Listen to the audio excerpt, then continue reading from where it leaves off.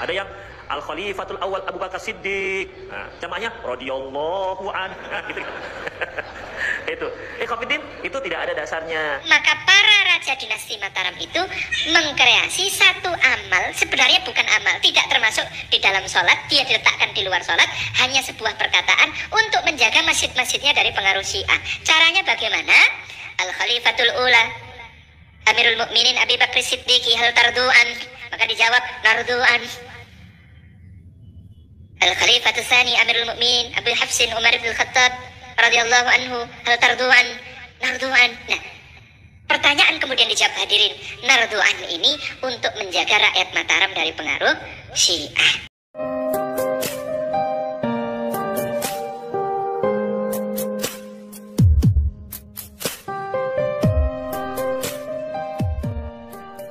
Assalamualaikum warahmatullahi wabarakatuh. Sebagaimana kebiasaan di sebagian atau bahkan mayoritas muslim di Indonesia, di sela-sela sholat tarawih itu mereka ada ucapan atau ada sebuah perkataan dari Bilal yang kemudian diikuti oleh para jemaah sholat tarawih. Ucapannya itu adalah berupa sholawat Allahumma sholli ala Muhammad atau sholawat yang lain, dan juga berupa taraddu kepada para sahabat, yaitu ucapan radhiyallahu anhum untuk Sayyidina Abu Bakar, Sayyidina Umar, Sayyidina Utsman, dan Sayyidina Ali. Akan tetapi ada sebagian ustadz yang biasanya menamakan dirinya sebagai ustadz sunnah atau ustadz salafi. Di sini mereka mengatakan begini, bahwa membaca radhiyallahu anhu di sela-sela salat tarawih enggak ada dasarnya. Biasanya kalau mereka mengatakan enggak ada dasarnya, enggak ada dalilnya, itu nanti larinya kepada amalan bid'ah. Berarti membaca sholawat di sela salat tarawih atau membaca radhiyallahu anhu untuk para sahabat di sela-sela salat tarawih itu barangkali mungkin menurut para ustadz yang menamakan dirinya sebagai salafi ini adalah bid'ah, sesat, masuk neraka. Benarkah membaca sholawat dan radhiyallahu anhu di sela-sela salat tarawih adalah bid'ah? Mari kita bahas. Tanggapan kita sebagai santri Ahlus Sunnah wal Jamaah: 1. Bahwa membaca sholawat dan radhiyallahu anhu di sela-sela salat tarawih itu dilakukan di luar sholat. Jadi setelah melakukan salam assalamualaikum warahmatullah, assalamualaikum warahmatullah, lalu Bilal memandu para jemaah untuk membaca sholawat dan membaca radhiyallahu anhu untuk para sahabat. Nah, pelaksanaannya di luar sholat, bukan di dalam sholat, sehingga tidak bisa dikatakan menambah-nambah amalan, menambah-nambah ibadah. Enggak, kenapa? Karena di luar sholat. Coba saya tanya, ngobrol di luar sholat itu boleh apa tidak? Jawabannya pasti boleh. Ngobrol di sela-sela salat tarawih, bukan di dalam sholatnya tetapi di luar sholatnya setelah salam, itu boleh apa tidak? Boleh. Ngobrol saja boleh, apalagi membaca sholawat dan radhiyallahu anhu untuk sahabat. Sebenarnya nggak butuh dalil. Kenapa? Karena di luar sholat, bukan di dalam sholat.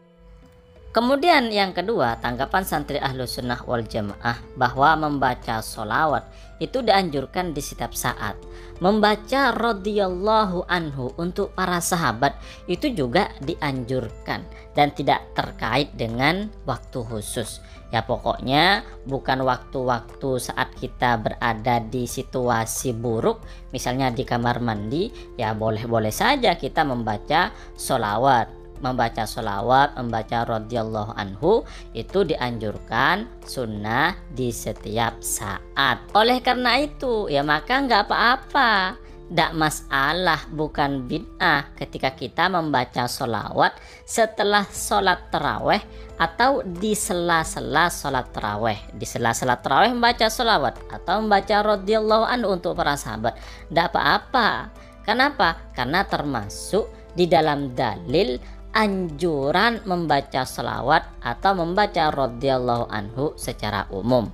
Justru kalau misalnya membaca selawat setelah sholat tarawih itu dilarang, diharamkan, dibid'ahkan, justru ini bertentangan dengan dalil secara umum. Berarti mengharamkan atau membid'ahkan sesuatu yang sebenarnya oleh Nabi Muhammad itu tidak dibid'ahkan, bahkan dianjurkan secara umum. Nah, ini juga bahaya. Mengharamkan sesuatu yang tidak diharamkan oleh Nabi Muhammad itu juga bahaya bagi kita. Dan membaca sholawat di sela-sela tarawih itu sebenarnya sudah difatwakan oleh salah satu ulama Syafi'iyah, yaitu Al-Imam Ibnu Hajar Al-Haytami, cucu murid dari Al-Imam Ibnu Hajar Al-Asqalani, pengarang kitab Fathul Bari Syarah Sahih Bukhari. Nah, beliau pernah ditanya bagaimana hukumnya membaca sholawat di sela-sela sholat tarawih. Apakah itu disunahkan, sunnah dari Nabi Muhammad, atau memang bid'ah? Maka beliau menjawab begini, fa'ajaba biqaulihi, maka jawaban dari beliau Al-Imam Ibnu Hajar Al-Haytami, as-sholatu fi hadal mahal bi khususihi, membaca sholawat di tempat ini secara khusus, maksudnya membaca sholawat di sela-sela sholat tarawih, lam naro syai'an fis sunnati wala fi kalami ashabina, tidak kami temukan dalilnya di dalam sunnah Nabi, dan juga tidak kami temukan pendapat dari ulama-ulama Syafi'iyah. Fahiyya bid'atun yunha anha mayyati biha biqasdi kauniha sunnatan fi hadal mahalli bi khususihi. Maka membaca selawat di sela-sela salat tarawih ini bisa saja dihukumi bid'ah yang dilarang jika di dalam hatinya bermaksud atau memiliki niat bahwa membaca selawat itu di sela-sela salat tarawih itu memang sunnah dari Nabi secara khusus. Nah, kalau memang diniati bahwa membaca selawat di sela-sela tarawih itu sunnah dari Nabi secara khusus, nah ini baru yang bid'ah. Duna man ya'ti biha la bihadal qasdi ka'ayyak sida anha fi kulli waqtin sunnatun min haitsul umum.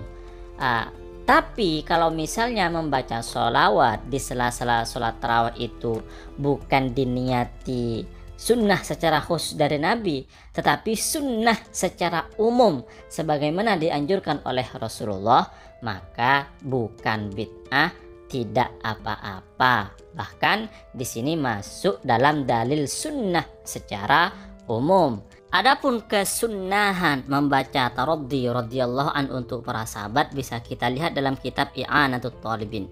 Wa yustahabbu at-taraddi wa tarahhum 'ala sahabah wat tabi'in faman ba'dahum minal ulama wal ibad wa sairil akhyar.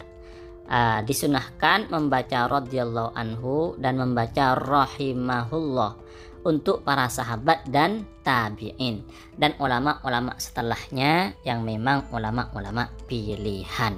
Jadi di sini secara umum kita disunahkan membaca radhiyallahu anhu atau rahimahullah untuk para sahabat dan tabi'in atau para ulama.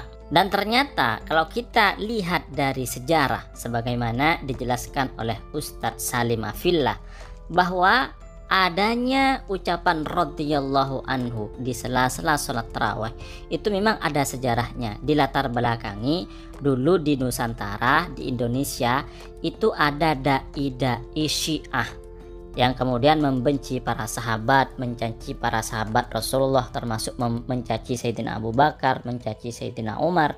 Mereka yang tidak mau membaca radhiyallahu anhu kepada para sahabat.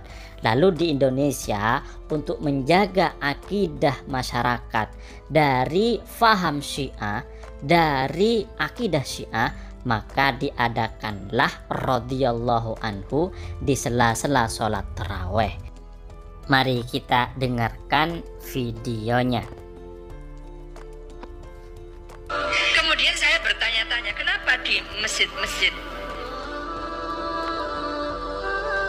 yang mewarisi tradisi itu, Sultan Mataraman itu, nyuwun sewu, ada Bilal ketika sholat tarawih. Jadi kalau kita sholatnya 20 rakaat itu tiap 4 rakaat ada penyebutan nama khalifah, penyebutan nama Khulafaur Rasyidin. Saya dulu pokoknya nganggap saya nesu itu bid'ah ini.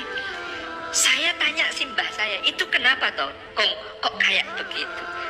Engko sik le, Ceritanya begini, dulu ketika Islam masuk ke Nusantara, ternyata ada yang ikut pengen dompleng, yaitu orang-orang yang membenci Khulafaur Rasyidin. Mereka tidak suka pada Khulafaur Rasyidin.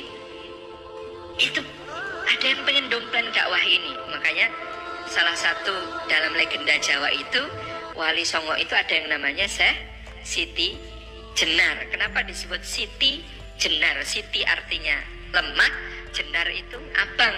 Tanah merah itu adalah tanah yang tersiram darah Husain radhiyallahu anhu, tanah Karbala. Jadi dia datang juga sebagai seorang mubalik ke Nusantara, berdakwah dan memang dapat pengikut. Di dalam naskah Babat Pangeran Adilangu tentang murid Syekh Siti Jenar namanya Ki Kebo Kenongo yang berkedudukan di Pengging, Boyolali, yang kemudian dituduh bughat, memberontak, membangkang kepada Kesultanan Demak. Itu Ki Ageng Pengging itu punya 2 ekor anjing. Anjing ini dia lempari batu kalau sedang marah.